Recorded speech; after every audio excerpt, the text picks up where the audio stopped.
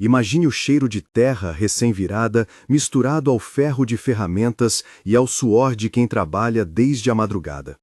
Imagine ouvir ao longe o riso de festeiros em salões fechados, enquanto lá fora crianças rolam na poeira procurando comida. Eu vou revelar por que uma maldição antiga ainda ecoa nas suas decisões de escassez e repetição. Por fora, muitos chamam isso de destino ou azar. Por dentro, há padrões ancestrais que se repetem sem piedade. Esta é a história de Caim e dos que carregam seus hábitos, passada de geração em geração em vilas e cidades, de campos férteis a centros urbanos onde o juízo demora a chegar. Mas o que faz um homem tornar-se prisioneiro de seus próprios ciclos? Se você já sentiu que nada adianta e tudo volta ao mesmo, escreva nos comentários "Quero romper" e acompanhe até o fim. Mas antes, pense comigo. Quantas vezes você escolheu segurança aparente em vez de justiça e perdeu tudo isso ao final? O mercado fervilha com um espetáculo de cores e sons que engana os olhos. Tecidos roxos, cerâmicas brilhantes, romãs cortadas que exalam um perfume agridoce, vozes que se entrelaçam em negociações rápidas. Comerciantes como Rubem carregam sacos de grãos contando moedas com dedos ásperos. Miriam oferece azeites aromáticos que grudam no ar. Joel negocia sal e proteção para caravanas. Sara avalia impostos enquanto Tomé pesa promessas de crédito. O comércio gera riqueza que reluz nos olhos de poucos e acende cobiça nos muitos. O vento traz pó entre as barracas e o som de risadas enche as praças, mas ao virar da esquina, o odor de urina e de pão queimado revela a desigualdade. A prosperidade tem um mapa, terras férteis, rotas de caravanas e mão de obra barata. O que faz a riqueza crescer também cria fendas onde cresce a indiferença. Alguns vendedores, como Ana, fecham portas cedo e contam suas moedas em silêncios, enquanto Pedro, novo no lugar, promete modernidade por créditos que escravizam. A cena é viva e sensorial. O sabor metálico de uma moeda na língua, o calor do sol nas costas, o toque áspero da corda que segura cargas, o som contínuo de negociações, a visão de mesas cheias contrasta com crianças descalças. Mas essa prosperidade tinha um preço e ninguém calculou o custo humano. As origens dessa fartura vieram do solo e das estradas que o cortavam. Este vale tinha terra fértil porque o rio transbordava no inverno e deixava sedimentos que cheiravam a vida. O colorido das plantações anunciava colheitas que enchiam celeiros. As rotas de caravanas uniam cidades, traziam especiarias e ideias, e o som de rodas sobre pedras se tornava trilha de riqueza.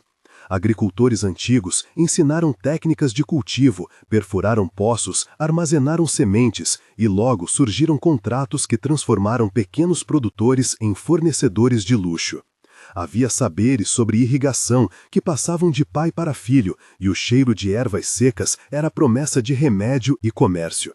Mas quando a fertilidade virou moeda, a arrogância entrou no campo. Ao lado do aroma da terra rica, havia o ruído de tratores e contratos, e o sabor da semente plantada com ganância não sustentava o pão de todos. O som das caravanas embutia segredos de poder, e o cheiro do alho nas cozinhas opulentas encobria o pranto dos que perderam terras. Elias é o protagonista desta história, um homem cuja vida exemplifica como a maldição de Caim se perpetua. Na infância, Elias cresceu perto de um penhasco onde seu avô Rubem olhava o sol e dizia que trabalho era bênção e herança. As primeiras memórias de Elias são de mãos calejadas, do toque da enxada que cortava raízes, do gosto do pão recém-assado e da voz de sua mãe Miriam dizendo que a terra fala para quem ouve. Na formação, Elias aprendeu matemática de mercado com Joel e ouviu de Sara sobre impostos que sempre favoreciam os de cima. Ele estudou pouco, mas observou muito, absorvendo a ideia de que proteger o próprio era a prioridade. A perda que moldou Elias veio cedo. Aos 18 anos, seu pai foi cobrado por dívidas que ele não sabia que existiam e a família perdeu terras que sustentavam gerações. Esse luto transformou seu presente. Hoje, Elias administra armazéns e empresta sementes em regime de juros que prendem os pequenos agricultores. Ele se justifica com trabalho duro e planejamento, mas repete padrões de defesa egoísta que aprendeu como proteção. Essa história pessoal explica seu conflito interior entre compaixão e medo, entre generosidade e sobrevivência. A sua escolha não é apenas econômica, é moral, e ela conecta diretamente com a herança simbólica de Caim, aquele que primeiramente tomou o caminho da proteção egoísta após um crime. Elias olha para os campos e vê tanto oportunidade quanto ameaça, e ao decidir, age como se o mundo fosse uma competição onde quem não se protege é devorado. De longe, a cidade parece um conjunto de colunas e arcos esculpidos, templos com fachadas brancas que refletem o sol e mansões com portas de madeira decorada. Dentro, no entanto, a podridão se revela em licenças compradas, julgamentos atrasados e sorrisos que escondem contratos firmados em noites de embriaguez. Sacerdotes que deveriam guiar mostram-se interessados em doações e rituais que garantem favor aos poderosos. Entre os líderes, Pedro mantém um escritório onde decisões que afetariam centenas saem como papel rasgado. Promessas de justiça que nunca chegam. O contraste é palpável, o toque fresco das colunas polidas, o som distante de harpas em salões e o cheiro de incenso que tenta cobrir um odor de medo. Dois homens de influência são destacados, Rubem que acumula e repassa favores e Tomé que preside uma guarda que protege propriedades. Eles olham para o templo e veem lucratividade, não cuidado. A cidade brilha por fora e apodrece por dentro. A arquitetura é máscara que oculta sacrifícios de quem menos pode pagar. As festas transformam a noite em ilusão e o banquete em tribunal de escolhas morais. Copos tilintam, vinho escorre em taças que brilham como com rubis. A música pulsa e as roupas tocam a pele com sedução. No salão principal, um diálogo exposto entre líderes e festeiros desenrola a cultura do prazer que se tornou norma. Elias entra e encontra aliados e rivais. Rubem sussurra fórmulas de lucro, Miriam serve um prato perfumado, Joel brinda promessas. A cena principal tem trocas diretas e encadeadas que mostram a decadência do acordo social. Elias. Temos ofertas novas, crédito e terra para quem aceitar. Rubem. E quem não aceitar? Ficam à margem até pedirem esmolas. Miriam. Não podemos permitir que se queixem, desestabilizam o mercado. Joel. O mercado precisa de ordem, não de compaixão. Sara. A compaixão não paga impostos. Tomé. A ordem protege propriedades, e isso é tudo. Ana. Mas e as crianças no bairro sul? Pedro. Que se mudem, a cidade precisa crescer. Tomé. Quem fala assim não entende prejuízos. Elias. Somos responsáveis por quem investe conosco. As trocas se alongam com pequenas ações, um brinde, um olhar que pesa, uma taça que treme. Os sentidos se misturam, o gosto do mel no lábio, o calor do fogo que aquece os corpos, o som abafado do ressentimento, o toque do tecido caro contra o punho que aperta uma carta de cobrança. Essa festa é hedonismo e ritual de legitimação para práticas predatórias. As palavras celebram prosperidade, as ações marcam quem sobra no caminho. A violência e a corrupção aparecem nas ruas como hábitos normalizados. Nas praças, jovens são recrutados por promessas de serviço e depois vendidos em termos que lembram servidão. Havia leis, mas elas funcionavam para poucos. Um exemplo técnico de abuso institucional aparece em contratos de hipoteca que prendem produção e liberdade por gerações. A justiça, quando aciona, favorece quem tem bens. Surge uma cena de rua onde a guarda chefiada por Tomé impede um protesto de trabalhadores. Há xingamentos, um empurrão, um tombo e a sirene que justifica a repressão. Diálogos secundários acompanham com pelo menos 6 trocas. Manifestante, estamos com fome. Guarda, caiam fora. Líder comunitário Joel, isso é ilegal. Guarda, tem ordem no lugar. Sara, temos provas de cobrança indevida. Pedro, mostre no tribunal. Avel, o tribunal é lento. Ana, e quem paga por essa demora? Esses nomes reagem, cada um com sua ação. Rubem compra silêncio, Miriam doa algumas provisões, Joel organiza uma sindicância, Sara faz denúncias, Tomé fecha ruas com cavalos. O cheiro de sangue e de medo no ar contrasta com o gosto amargo de promessas quebradas. Esse momento mostra como a impunidade estrutura ciclos que criam escassez crônica. O público mais vulnerável paga o preço maior. Mulheres e crianças são forçadas a escolhas que humilham e sacrifícios simbólicos ocorrem com frequência. Há histórias de mães que vendem joias para pagar taxas, de crianças que trabalham desde cedo e aprendem a roubar para sobreviver. Aqui, apresento o backstory emocional de uma protagonista secundária, Miriam, em 3 parágrafos que a conectam ao conflito atual. Miriam nasceu numa casinha de barro ao lado do rio. Sua infância cheirava a peixe, assado e ervas secas.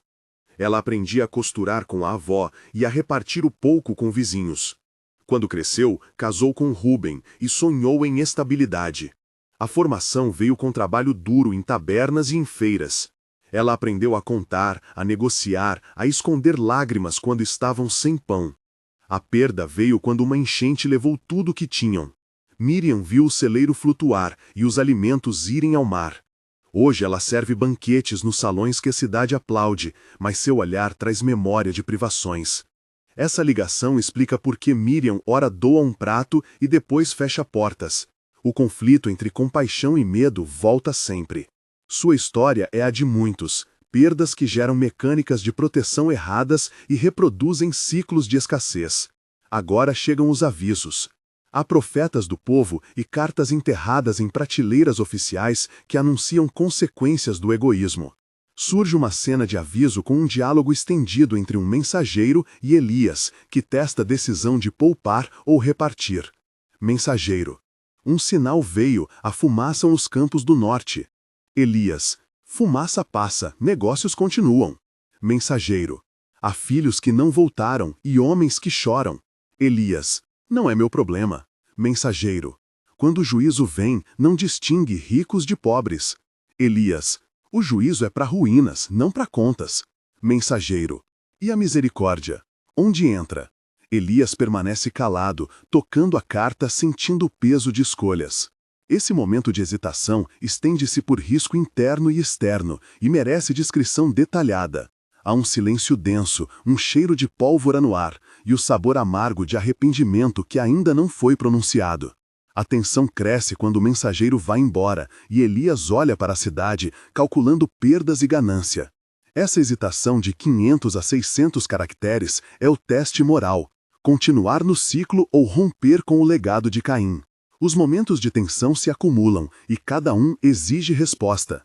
Primeiro momento: quando um sacrifício simbólico é pedido em nome da ordem e uma criança é oferecida como peça de barganha por um tributo.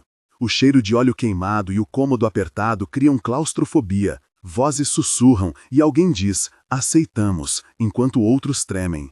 Segundo momento: quando a guarda prende um grupo que grita por justiça e uma mulher chamada Ana é golpeada. O som do aço encontra a pele e as ruas mudam de cor. Terceiro momento: quando o céu indica mudança e homens como Elias correm para salvar bens, deixando famílias. Cada pulsação destes eventos é descrita com dor e clareza moral, mostrando que o ciclo de escassez é antes de tudo um ciclo de escolhas que priorizam proteção sobre compaixão. A destruição chega como consequência direta dessa cultura. Em uma noite de chuvas e trovões, celeiros pegam fogo por negligência e contratos se tornam papéis queimados.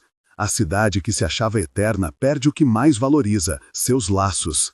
Nesse clímax cataclísmico, a terra ferve, o cheiro de fumaça barra o céu, o som de corpos correndo e portas batendo cria um panorama de ruína. Alguns, como Elias, tentam salvar arcas e cofres, mas perdem a lembrança de por que tudo começou. A transformação moral é violenta. O orgulho queima os vínculos e o juízo aparece como consequência de escolhas coletivas. Há cenas de fuga, de choro, de ofertas tardias de misericórdia que soam vazias. O julgamento é apresentado como resultado lógico do abandono daqueles que mais precisavam. Meses depois, as lições vêm em etapas práticas e dolorosas. Um mês depois, a cidade reúne pessoas como Joel e Sara para inventariar perdas e abrir pequenas bancas de solidariedade. Há cheiro de pão sendo repartido e o som de vozes que tentam reconstruir. 30 dias trazem ação emergencial, mas também ressentimento e disputas por prioridades. 3 meses depois, surgem nascidos de necessidade programas comunitários liderados por Miriam e Ana que tentam restituir sementes e conhecimento de cultivo. Eles ensinam a reparar represas, compartilham água e retomam ritos de cuidado. O vento já traz menos fumaça e mais promessa de semente. 6 meses depois, a cidade não é a mesma. Algumas casas permanecem em ruínas, outras ergueram novos alicerces baseados em partilha e transparência. Elias volta, agora tocando em pele de quem perdeu, e pela primeira vez experimenta o gosto do pão repartido de livre vontade. A transformação é incompleta, mas real. O orgulho que incendiou deu lugar a pactos que resgatam dignidade. Esses 3 momentos epilogais mostram que o aprendizado é gradual e que a misericórdia e a justiça podem romper ciclos herdados. O que nos resta é uma lição vigorosa. Prosperidade que despreza o fraco planta as sementes da ruína. A maldição de Caim pode ser compreendida não apenas como punição antiga, mas como padrão de escolha onde proteger a si mesmo vira lei e a compaixão torna-se exceção. Para mudar, é preciso reconhecer os nomes nas histórias. Caim, que escolheu defesa desmedida, Deus, que observa, e o povo que pode se arrepender. Se esta história mexeu com você, inscreva-se no canal e compartilhe sua opinião abaixo, escrevendo "Quero romper" se deseja ser parte de reconstrução. A história não está encerrada e cada escolha conta. Aprenda a escolher compaixão antes de proteção. O orgulho queima antes de cair, mas a misericórdia queima menos e permanece.